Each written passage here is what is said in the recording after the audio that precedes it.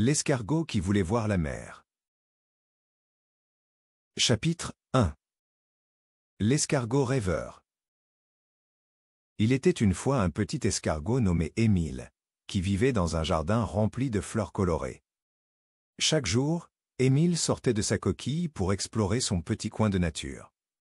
Il adorait sentir les gouttes de rosée sur les feuilles et admirer les papillons virevolter autour de lui.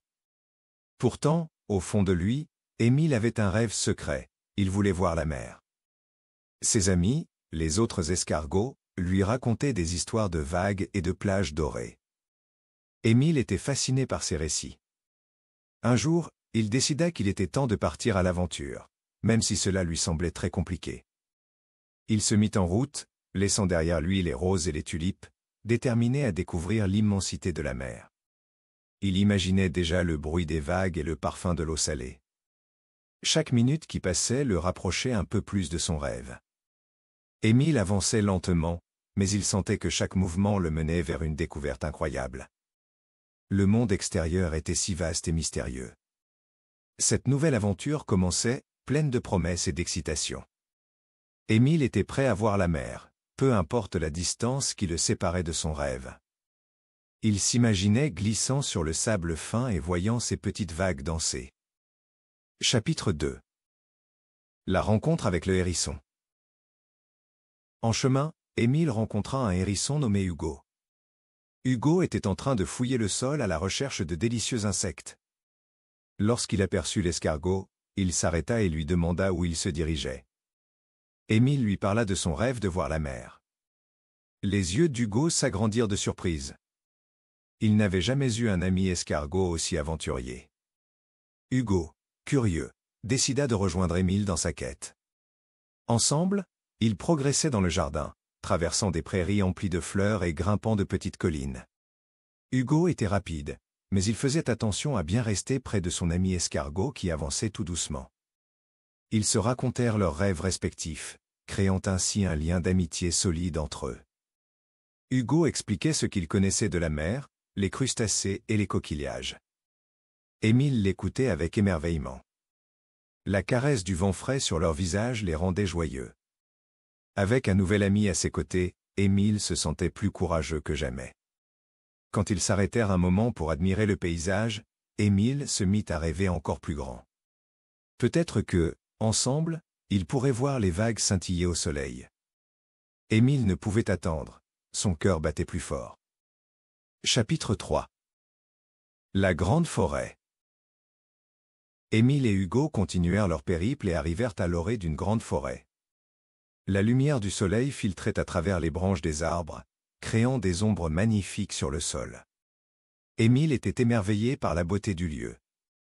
Il n'avait jamais vu de si grands arbres auparavant. Hugo, lui, connaissait bien la forêt et montra à Émile les différents chemins qu'ils pouvaient emprunter.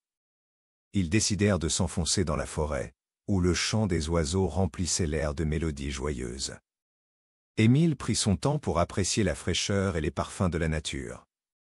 Les feuilles bruissaient sous le léger souffle du vent, et Émile se laissait porter par l'ambiance magique. Ensemble, ils découvrirent des fleurs étranges et des petits ruisseaux qui murmuraient en s'écoulant. Puis, ils croisèrent une belle famille de grenouilles qui sautillaient près d'un étang. Les grenouilles leur racontèrent des histoires sur leur propre voyage, créant un moment de bonheur partagé. Émile se sentait chanceux. Ils étaient maintenant de vrais aventuriers, explorant des endroits inconnus et vivant de nouvelles expériences.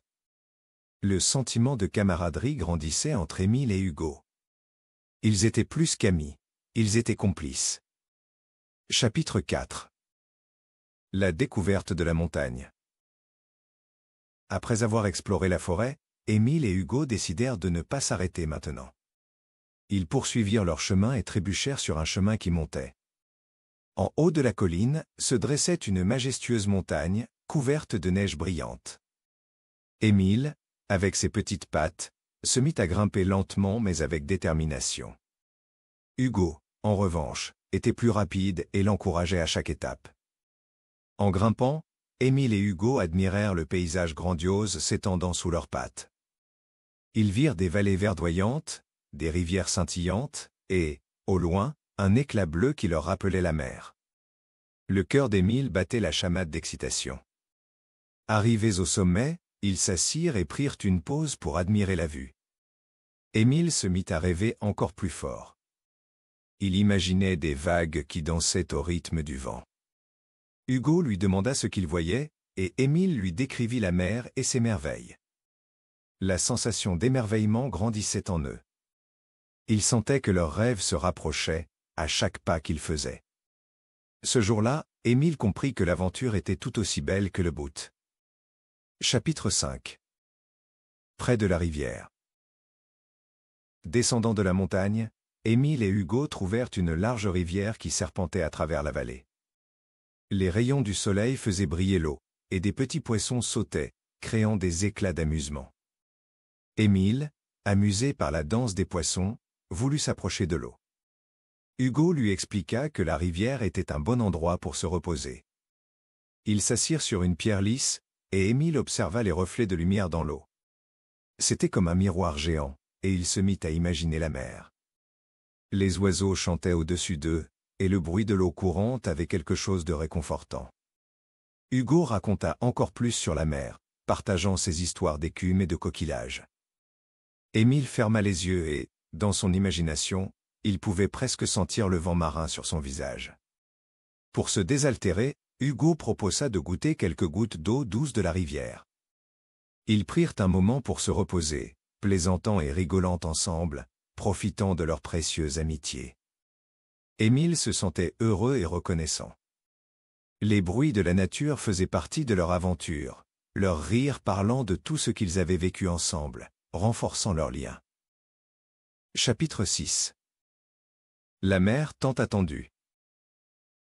Finalement, après des jours d'aventure, Émile et Hugo arrivèrent à la plage. Lorsqu'Émile vit l'immensité de l'eau bleue à perte de vue, il avait l'impression de rêver. Les vagues s'écrasaient avec un doux bruit sur le sable. Ses yeux brillaient d'excitation, et il savait que le voyage en valait la peine. Émile se mit à avancer lentement vers le rivage, laissant des traces derrière lui. Il pouvait sentir l'air salé sur sa petite peau. Hugo, à ses côtés, ne pouvait contenir sa joie non plus. Ils se mirent à observer les poissons sautants et les mouettes dans le ciel. Émile se baigna légèrement dans l'eau, découvrant une sensation inédite qui remplissait son cœur de bonheur. Ensemble, ils ramassèrent des coquillages brillants qu'ils prenaient soin de garder en souvenir. C'était un beau jour d'été, et ils savaient que cette aventure resterait gravée dans leur mémoire pour toujours. La mer, avec ses vagues fascinantes et ses trésors, était devenue réelle pour Émile. Il avait réalisé son rêve grâce à son courage et à l'amitié d'Hugo. Émile comprit que, parfois, le voyage et les amis qui l'accompagnent sont tout aussi précieux que la destination. Ainsi s'achève cette histoire. Si tu l'as aimée, tu aimeras peut-être mes autres histoires? Demande à un adulte de t'en choisir une autre. À bientôt.